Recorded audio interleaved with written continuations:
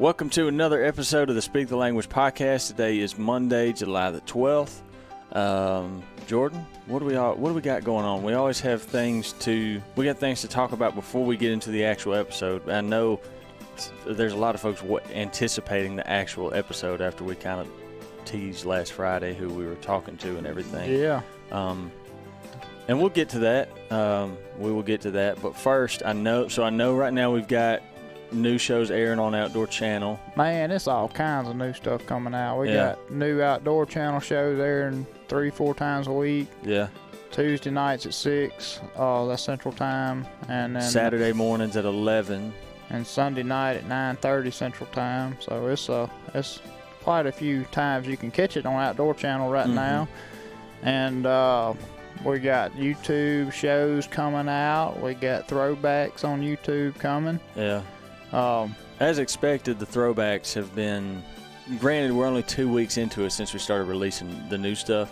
Yeah. Which it's I guess you can't really call it new stuff because some of this stuff was archived, releasing the archives. It's newly released on YouTube. It's not new because some of this footage is older than me and you are. Yeah. But so basically what Jordan's talking about, if you hadn't heard us mention it before, obviously we have the new shows airing on YouTube every week. And then we also have, we're digging up, with Primo's having the legacy that it has, constantly we're always getting like, hey, can I get my hands on this VHS? Can I get my hands on the Truth 3? You know, that kind of thing. And so what we're doing is little by little, we're sprinkling out. We're not putting out whole truth videos. We're taking singular hunts. Yep. Slade kind of pulled together the most memorable ones that he thought, everybody would remember and put them together, and we're putting them up every week. Yeah. So. Do you remember what the name of that playlist is that it's under? I'll pull it up right now if you can't remember it. Throwback something, I believe. Yeah. Primo's Throwbacks. But it should be, if y'all go to the YouTube channel, again, just go to YouTube, type in Primo's Hunting, will be the first channel to pop up. You can't miss us. And if you go to the playlist, it'll be one of the top ones because that one and the new shows have been the most recently updated ones. So, be on the lookout for that. And the new shows as well. People are liking the new shows, obviously. So, come on, Internet. Yep, it's that time of year. Everything's downhill slide till deer season.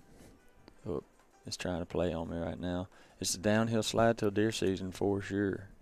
Starting in July, you got trade shows, wildlife shows. You got dove season coming up. It's just getting ready for hunting season here, boy. It's about that time. And it is getting about that time. Oh.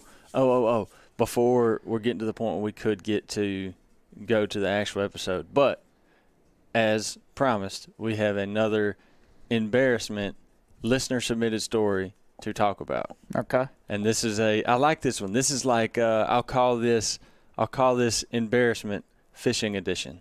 Ooh. And this is recent. This dude that sent this in didn't pull this from the archives. This isn't a story from way back. Apparently, this happened to him last week, and he felt so moved by this incident that he had to share it with us. This is. I hope he doesn't mind me saying his name. So this was sent in by a man of the name of Blake Pullen, and he opens up the story in saying that he said, first off, before I get in the story, he says, I work in HVAC. So I see, you can imagine someone who works in HVAC, they see wasps and hornets, black widows, working on those units. There's always, how many wasp nests do you think the guy encounters? Yeah. So I'm just going to kind of read a little bit of it here. And this is coming from Blake Pullen, incident that happened last week. So as an entry for funny moments in the wild for the podcast, I had mine this morning. I decided to go out fishing in my kayak, so I was all rigged up. I was really wanting to get a couple of bass on topwater frogs. I understand that. Yeah. I understand that. Catching a bass on a frog is about the most fun way you can catch a bass. I thought I'd be slick and tie some fluorocarbon leaders to my frogs. Went out there, quickly realized you made them too long. They were too difficult to throw. This particular morning, he went out on a lake that was non-motorcraft only, which explains why he's in a kayak. So the lake is super clear.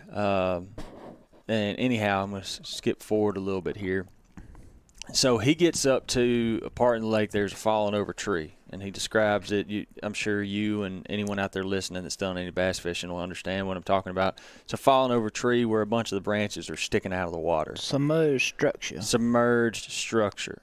So he goes up there and says, I'm going to throw this frog in and amongst this submerged structure, this down tree, so to speak. See if I can't get one to commode flush it, as my dad used to say. Yes, the fun stuff when you talk about catching one on a frog. So he goes up there and with his brand new frogs that he's freshly tied on, and he makes a cast, and he tetherball wraps it around one of those limbs sticking around a tree. Oh, cool. And he's like, well, I got to go get my frog, And so he goes up there, and I'm trying to make sure I want to read it because the way he wrote it is pretty funny. Tetherball, he says, I think, okay, I'll go over there and untangle it. The second the bell closes and the tension goes on the branch. So you know what I'm like, he sees that he snags it. Mm-hmm. He's got some slack in the line, so he's just kind of, he rows over there to it in his kayak, gets close to it, or closer. Second, he flips the bell back over on his spinning reel and puts a little bit of tension on that line. He says, a stream of black wasps jetted out of the branch. I quickly realized the seriousness of the situation, and profanities came spewing at maximum volume. As I'm trying to grab my oar and backpedal as fast as I can, I also realized the pole was still attached and I didn't have a knife in my usual pocket position. So over the front of the kayak I went. And profanity continues streaming. All as I hear at this point is the buzzing of wasp. Once I'm 100+ yards away, the buzzing slightly subsides. I looked up, grabbed the bill of my hat, and started swatting around in the air. I counted 10 that I knocked in the water, estimating probably upwards of 50 in that nest. Somehow he didn't get stung, just a little set of nauseous from the adrenaline crash, a busted knuckle, and he didn't catch any fish that morning. Oh, man. That's rough there. Oh, Blake pulling. That's a rough morning, bub. I mean, I've never even thought about watching out for a hornet's nest or wasp nest on the water, you know? Well, can you imagine? I mean, like, I'm just trying to, this is like it's a morning off or it's a weekend morning. He doesn't really say in here, but either way, it's like this is a relaxing morning. Yeah, I'm just you go fishing. I'm just gonna go out on this non-motorcraft lake. Ain't nobody gonna be blowing by me. I'm gonna have my kayak. Just out there having a kumbaya moment. Yeah. And next thing you know, first, I mean, you tetherball your frog around a limb. A little frustrating, but hey, no big deal. Let's just go get it. We'll get the frog, and then we keep fishing. You go up there to get it, and then all of a sudden, here they come. Invasion of the wasp. That'll turn it 0 to hero quick, man. Oh, well, look, at least you didn't get stung up too bad. Hopefully you got your frog back and you were able to get your fishing pole recovered. But Blake Pullen, thanks for sending that in. As always, y'all that are listening, personally, I think Jordan too. We're really enjoying reading these. Yeah, it makes us not feel like such screw ups all the time. And they seem to be getting accepted well with those that are listening. So look, as you can see, Blake was a good example here of us saying we're not really putting a fence around this yet. It doesn't have to be a hunting story. It can be a fishing story, and it doesn't matter if it's something happened 20 years ago, or it can be something that happened yesterday. It doesn't matter. Talk about embarrassing. We need to release our fishing video from last year. Oh, yeah. Yeah. Why was that embarrassing? For you. Oh, no, we don't. We don't need to do that. Yeah. Yeah, we could do that. Probably. It'd be a good time to do it. Everyone, you know how it is. I mean, people are starting to think about hunting, but they're thinking about hunting. They're going fishing. Lake and I had this grand idea. We were going to get us some fresh content last year for YouTube, so we took us some cameras when we went fishing one afternoon. We got content. It was pretty eventful. We got content. Yeah. There was content that got. It was funny. We need to put that up. Yeah, we do. Y'all let us know if y'all want to see Lake and I on a fishing adventure. This is like this ain't like a lot of popular fishing YouTubers these days. They're either going like down in the Florida Keys, or they're going, if they're bass fishing, they're going like Gunnersville, We're on like a 20-acre pond. in the SS Minnow. We're actually at Kudzu Bluff is where we're at. In the SS Minnow. Yeah. That is my ship's name, if anybody's wondering. Jordan and I also, we've been fishing one time this year, and we hadn't put the SS Minnow in the water, and we're trying to launch it. And Jordan has this rigged up system to where he hooks a rope around the trailer so he can self-launch it if he needs to. It's a self-deployment system. Yeah. And as we're putting the boat in the water, Jordan starts talking about the rope, and he starts worrying about whether the rope's going to pop. And me and my wisdom said, if that rope pops, I will swim out there and get it. I was like, I bet. And the thing, like, it popped at full extension. That thing was like 70 yards out there. And as soon as it popped, Jordan was in the truck pulling up with the trailer. I just hear the window go down. Go get it. I got video of it, too. We need to put that up. What else do I got before we get into the episode? Oh, the Onyx Hunt app. If you haven't checked out the Onyx Hunt app, I know you've heard of it. If you haven't heard of Onyx Hunt at this point, you've been living under a rock. So the Onyx Hunt app, something that we use every single day, despite whether it's whatever kind of hunting we're doing. We even use it when we're fishing sometimes. I stayed on it for, about 5 hours last Thursday morning because I was redoing some food plots on Kudzu. Okay. Mapping them and doing acreage estimates. That's one of the questions that gets talked about here a lot. You know, a lot of folks, obviously, Onyx is a tremendous tool if you're hunting public ground or ground that's new to you, somewhere you just got permission on, whatever.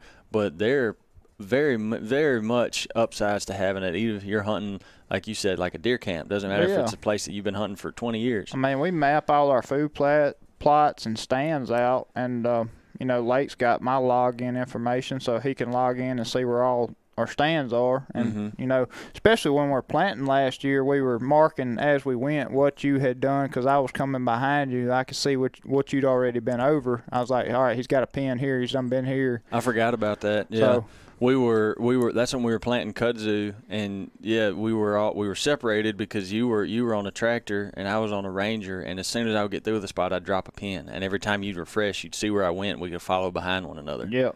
So that is a common misconception that Onyx is only a tool worth having if you're a public land guy or if you're a guy that's hunting different ground all the time. If you hunt in general, you need to do some type of mapping system. Yeah. So the Onyx Hunt app, be sure to check that out. Also, if you want to save some money on the Onyx Hunt app, use the promo code PRIMOS20 and you can save 20% off your Onyx Hunt membership. They update that thing all the time. I think it was last week we were on there talking about the updates they did with the 3D mapping features and the crop data. So definitely, I'm not blowing smoke. Onyx Hunt, need to check it out. Check that out today on the App Store, the Onyx Hunt app. And lastly, before we get into the episode, if you can, take some time, go to the podcast page on Apple Podcast.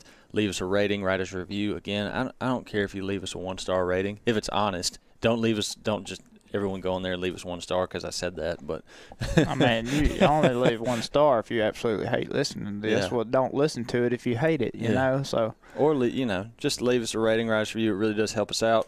So this episode, Jordan and I, in the last week, traveled up to Starkville. We had a conversation with Brad Cumbest and Houston Harding, a couple of the freshly crowned national champions of the Mississippi State baseball team.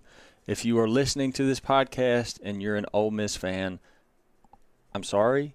Yeah.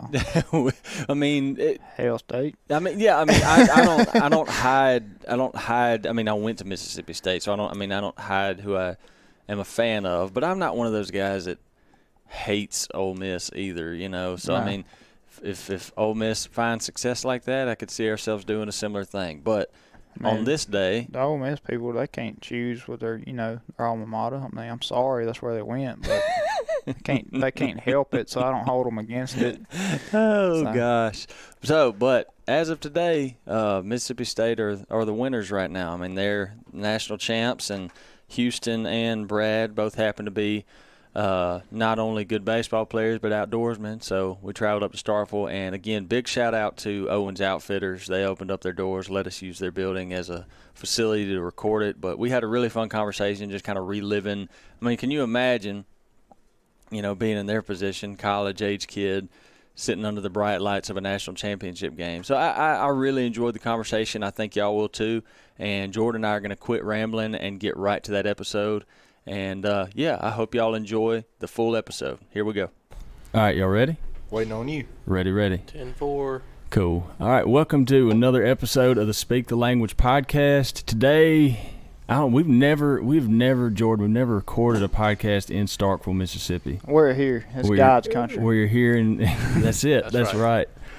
First, big shout out to Owen's Outfitters. They opened up their doors, let us use their facilities to record this thing, and there's a specific reason why we made our way to Starkville today, and that's why we're sitting here with Mr. Brad Cumbest and Houston Harding. Or that's not what they call you, Houston. They call me Hootie. They call you Hootie. That's right. I was trying to do some research where I knew some stats, and I was intrigued because on your Instagram it says that you are a food truck. Yes. Can you explain yourself on that one? Or well, if you can't just see by looking at me, That's the perfect body. I like food. I'm a food connoisseur. All types of food. I mean, Yeah. I got you. Right there with you. Pull that mic a little bit closer to your face. Okay. There you go. Is that good right there? there? Yeah, that's it Okay. right there. So for the guys that don't know, why don't y'all? Obviously, y'all are on the Mississippi State baseball team. Y'all are recently crowned national champions. How's that feel?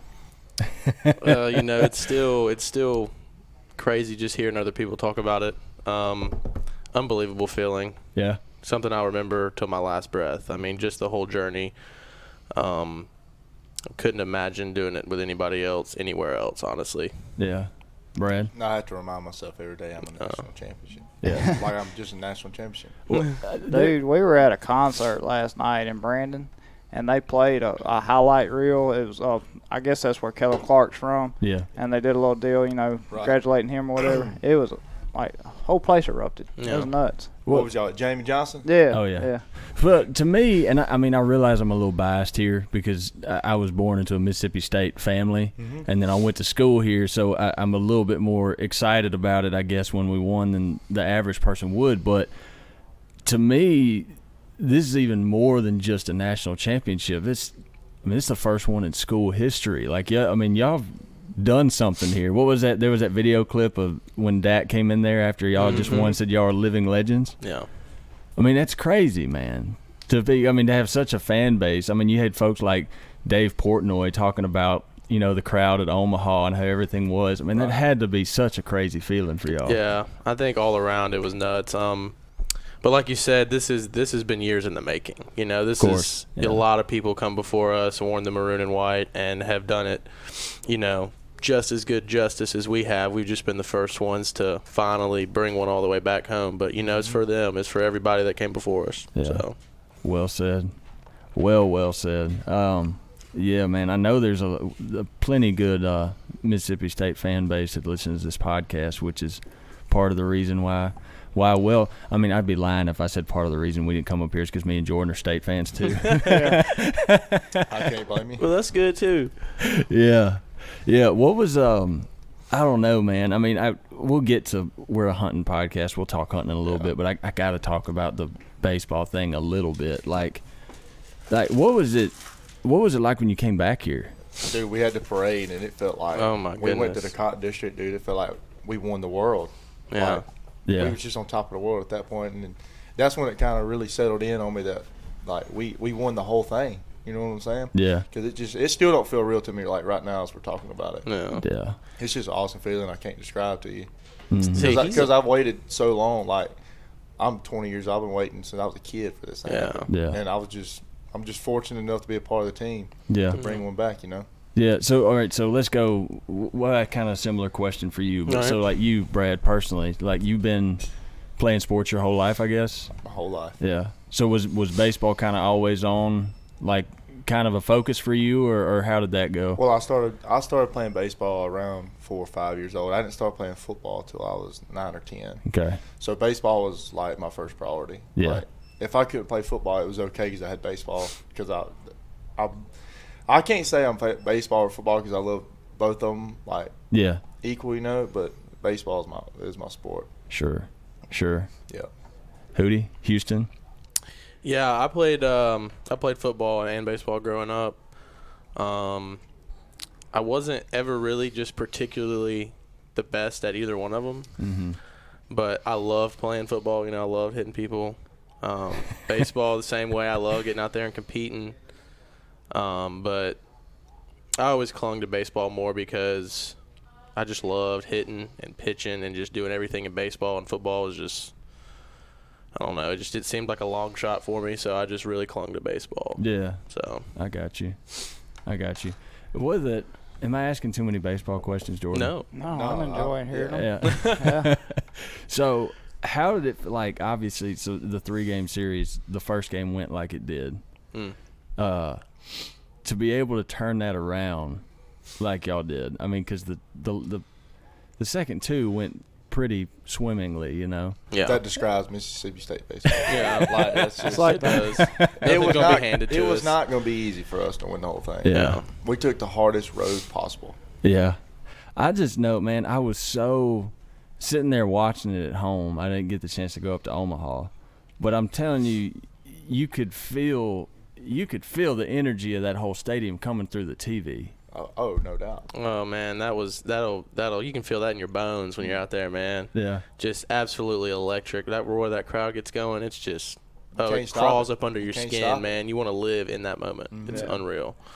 I ain't never heard They that said many something people. about 24,000 State fans were there the last game and only 1,000 Vanderbilt fans. That's unbelievable. Yeah. Does it when you're out there competing or whatever, when the crowd gets into it like that, does it really help you far as get into the game more? Oh, yeah. Or it does. Yeah. I've always I been get wondering locked about in. that. It's like, do you just zone it all out? Doesn't matter either way, or is that really? Well, you hear it so much in our stadium. Yeah. Yeah. You're just It's a used to it different over time. environment Yeah, altogether right. than a regular baseball team. Yeah. I think you can't ignore that just pure you can't ignore that. Yeah. But as far as everything else, like individual people saying anything, no, I'm pretty much just Zoned in tunnel on vision, it. yeah. It's like when it kind of starts, you're craving it. You want it to happen because the other team will fold when it starts. Yeah. You can just see their And demeanor. at that point, it's over with.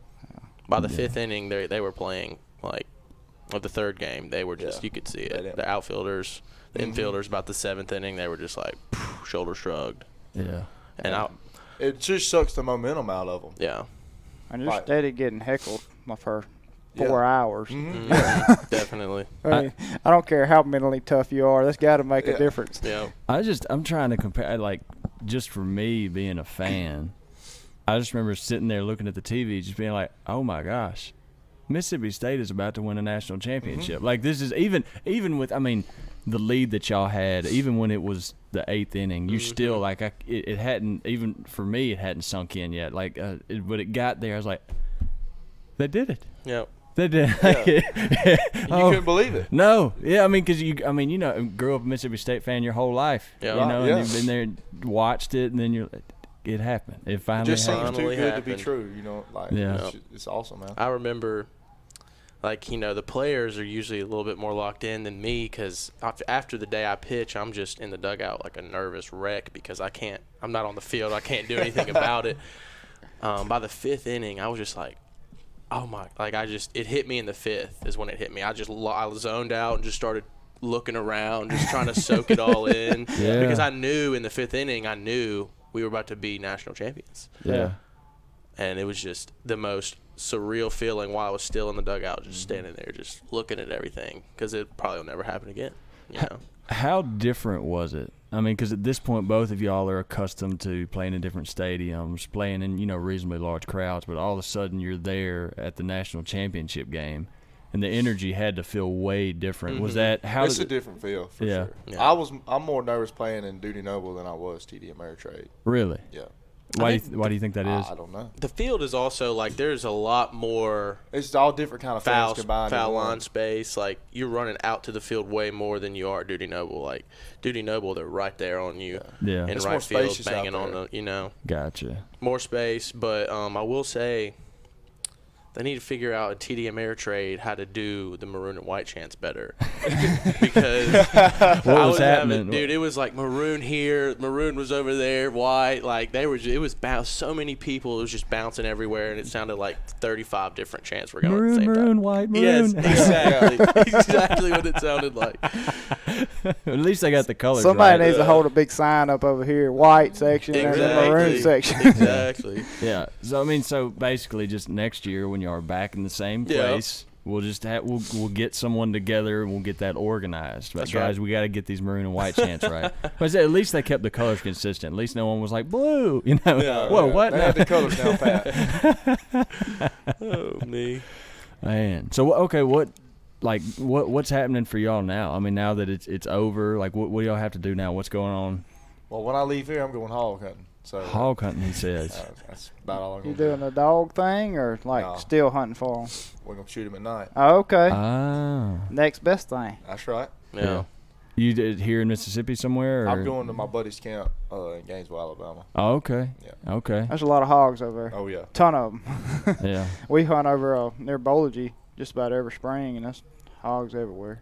I feel the need to say this because we do have, listeners scattered throughout. For those of y'all that don't know, if we got guys that up in the north, the northeast, out west don't have the hogs that we do. Right. Hogs here in the south, Mississippi, Alabama, Louisiana, Arkansas, all down here. Hogs there's so many of them they become a problem. Mm-hmm. And hunting them at night, like Brad's talking about, is a pretty common practice. But lots of folks get big kicks out of doing that because it's way different than any other kind of hunting you can do. Some folks do it recreationally just because it's fun. I got cousins that farm, they trap and hunt them just to keep them from killing all their crops, and they're bad. Oh, they're bad. Yeah. Hootie, what you got going on now? Man, I'm going to go to the lake, dadgummit. I'm going to the lake, and I'm going to kick my feet back. I was supposed to go play summer ball in the Valley in Virginia, the Valley League, but I ended up throwing a good bit enough to where, I talked with my pitching coach about it, and he was just like, may just want to take the rest of the summer off while you can, rest up and get ready to go. But yeah, I'm taking advantage of that, and I'm going to kick my feet up and relax for a little bit. Ain't nothing wrong with that. No. I feel like y'all have earned it. Yeah. I mean, it's a national championship, so I feel like that's pretty earned. I got to get rid of this baseball tan, man. I got my legs are white like chicken legs. I got to do something about it. Yeah, man. So I mean, I know because we've had we had Hunter Renfro on this podcast before. We were talking about how crazy his schedule was with the Major League Baseball. Like how crazy does it get for college baseball? When y'all start playing, do y'all have any time for anything else, or is it just baseball? You have one day off, and you use that day for schoolwork. Yeah. Schoolwork. Something like that. I don't know if I believe that. I mean, I'll accept Maybe that answer. some of that day. There's my fishing days. Yeah. Oh man, actually, I actually had just enough time to turkey hunt a little bit this year. Did you now? I did. I had to steal a couple days here and there, but it actually ended up working out. I don't know if y'all remember back when SEC play started, but the very opening weekend of SEC play was LSU. Mm-hmm. I had pitched the midweek before, started that game, and Coach Lim called me and was like, hey, we're going to need you this weekend. You can stay home. And I was like, in my mind, I'm like, I want to see the box. I want to go to Baton Rouge, this and that. But in the back of my mind, I'm like, hunting. Turkey. Turkey season, yeah. Turkey season. Yeah. So I went over to my buddy's place. He lives about 30, 45 minutes away, and I was in the woods from Friday to Sunday. That's pretty good. I love it, man. It's my favorite thing to do in this world besides baseball. Sure. Where are you from originally? I'm from Coldwater, Mississippi. Okay. That's up north, isn't it? That's North Mississippi, son. DeSoto County area. Well, actually, that's Tate County, but I live in DeSoto County now. Okay. Up around like Hernando and that kind a little of bit area. farther north. I'm the very top left corner of Mississippi and Walls, Mississippi, right on the bluff. Gotcha. Oh. Decent turkey hunting up there? I like to do my turkey hunting in Holly Springs, Mississippi, at the National Forest. You're very bold saying that on this podcast. Yeah. Very bold. We'll delete that. Hey, that's fine. Give us a backstory. That's on fine. my I'm gonna boat. tell you. Hey, I'm from South son, Mississippi, and I don't know. You ain't about never been to Holly Springs. Springs. Who did tell us specifically where you hunt at that national park? I'm just kidding. Look, Please don't say I can't do that. Hey, don't everybody say already that. knows. It seems like deadgum from Arkansas and Missouri and everywhere else they want to come hunt my deadgum turkeys. Yeah. So, yeah. right at the Everybody and beginning their of the mama season. hunts Holly Springs, I'm guessing. Well, you know, we our season opens up before everybody else does. So, Yeah. like, everybody travels to the Holly Springs and wants to come kill all our birds, man. It sucks being a public land hunter. So what you're saying is there's not any turkeys there anymore. Exactly. For the none. benefit of you, yeah. I'm For already, everyone listening, there are no more turkeys over there. I already They're all tried. gone. I'm sure. Slade, we're talking. Slade's the works here at Owens. Hootie just broadcasted on this podcast where he turkey hunts. Hey, Like the it's as if they Yes. didn't. As if they. I mean, people already know about it. It's not like I'm just saying anything. If they can kill them there, hey, more Just power at least to say you them. trespass or something. Don't tell everybody where you hunt. I told him that's a bold strategy, Cotton. I guess. See if it pays off for me. Yeah. Little does he's being very smart. It's not really where he hunts. He's just diverting everybody to Yeah. That's just one. Of The old bait and switch. it. I mean, I can't lie. I've done that before. Like, where do you hunt at? Oh, yeah, go over here. It's a great spot. You ever been to Georgia? That's where they are. That's where they at. Yeah. Brad, you said you're from South Mississippi? South Mississippi. Okay. You grow up in a hunting family primarily? Shoot, I grew up deer hunting, hog hunting, and duck hunting. I didn't really turkey hunt much. I played sports my whole life. And Yeah. So my dad was always taking me where I needed to go, and, you know. So I never really got to turkey hunt much. Okay.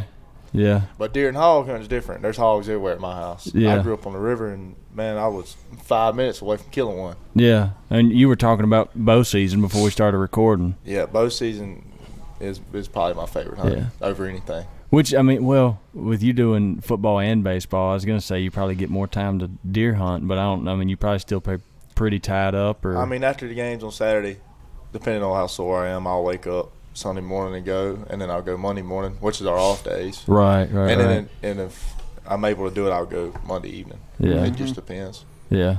And if my classes during the week start at like About 11, like 12 o'clock, I'll go before class. That's about like the average guy.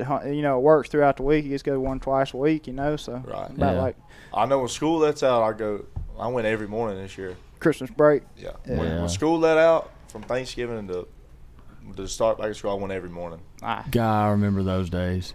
I can remember being here, me and my roommate Daniel, we had a house in the Highlands, and we were trying to finish finals, and all we were talking about, half of it was talking about complaining about finals. The other half was like, if we just get through these finals, we were going to duck hunt every single day, which is what we did. But, man, those were some good days. Yeah. I remember Christmas breaks.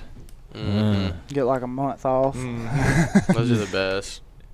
Ooh, what'd I do for that? We got a lot of break this year too, like more than we had last year. Well, I played football all the way till December 31st. They let us out of school in early, like middle of November, Oh, wow. and we didn't get back till like January 6th, something like that. You had a lot of free time. Oh my goodness, Yeah.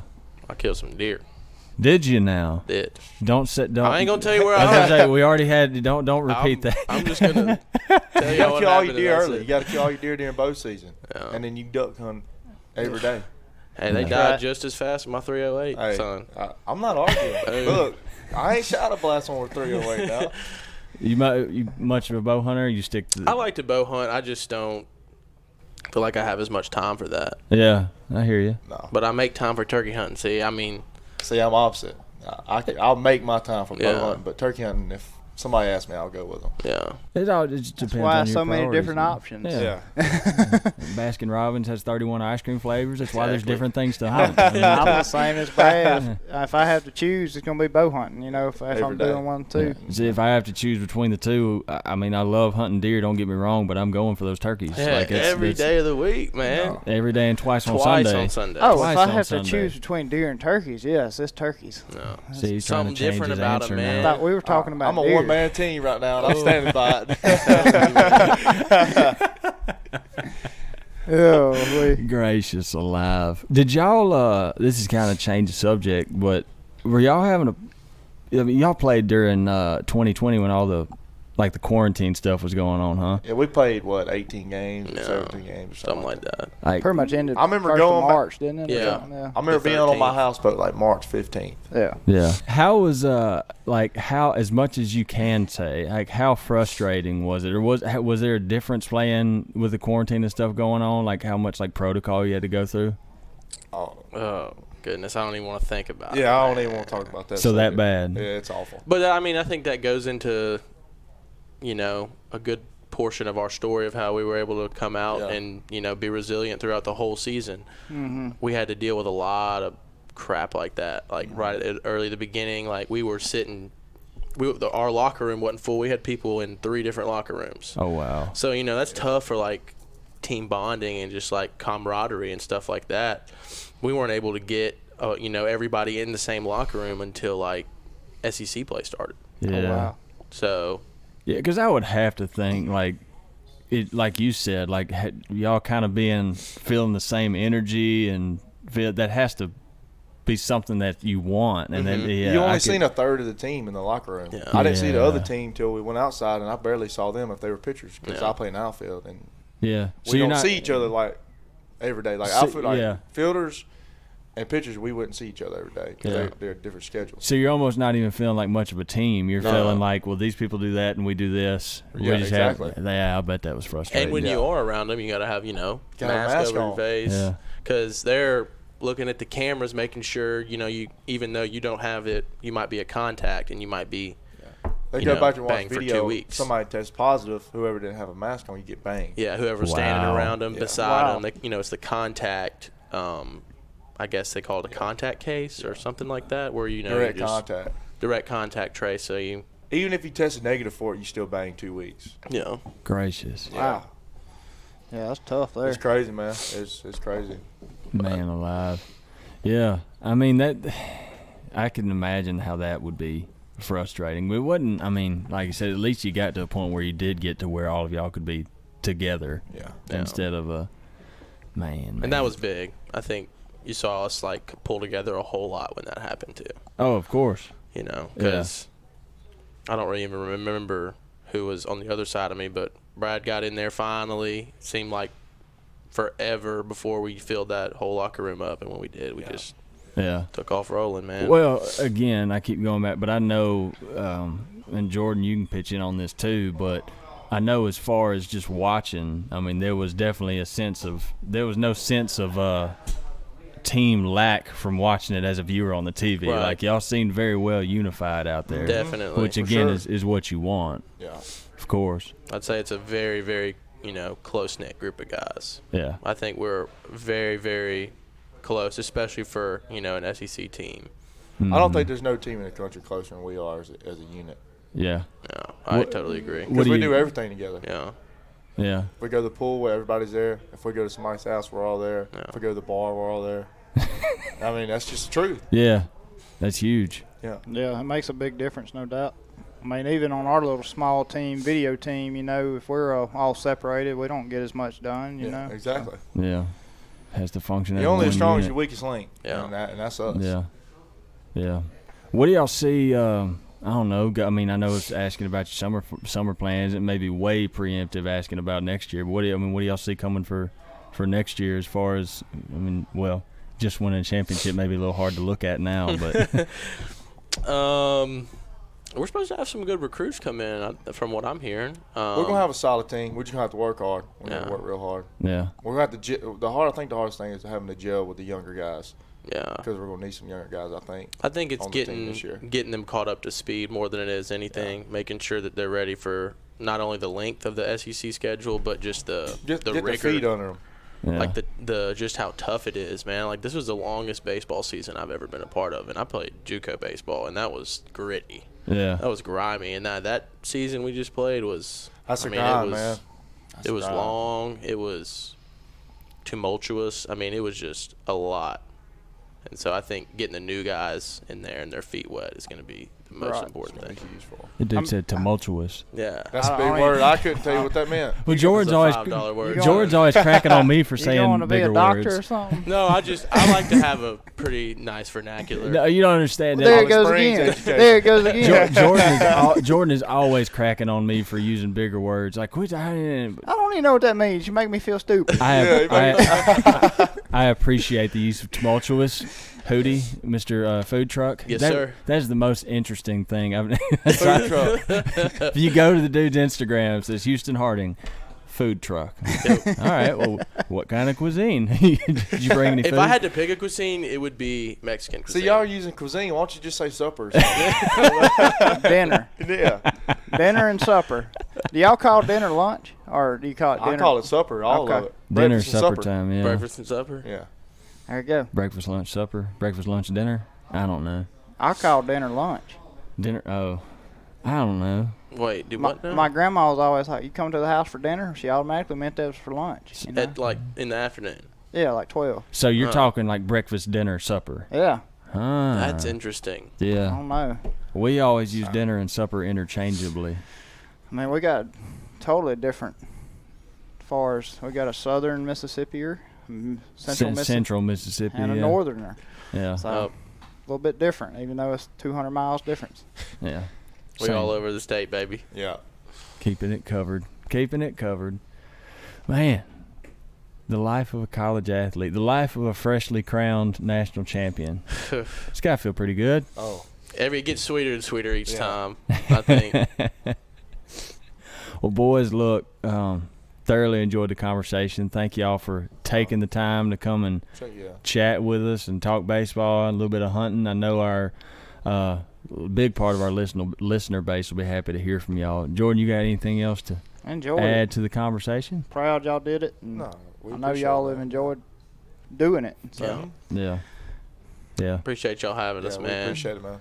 Anytime. I love talking about stories of anything, Yeah, especially when he's involved.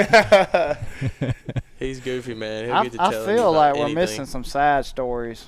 I need to get filled in. I don't know if we're allowed to say it on this podcast. I mean, when we take these headphones off, we can talk. I mean, you know how it is. It's like, I mean, this is the first time we've met these guys. Yeah. You gotta get through that phase, get more comfortable before you start getting like the real stories, like all the stuff. I mean, like they're only giving us a little bit here, which I understand. We got some good table talk now. We got some good. Shoot, boys, I enjoyed it. No, yeah, we appreciate it, folks. Good boys. All right, well, we're gonna hop off here. Thank y'all for listening. As always, if you have any questions, don't hesitate to send them in. And thank you for listening to Speak the Language podcast. And again, thank you to Owen's Outfitters for hosting us and letting us use their place.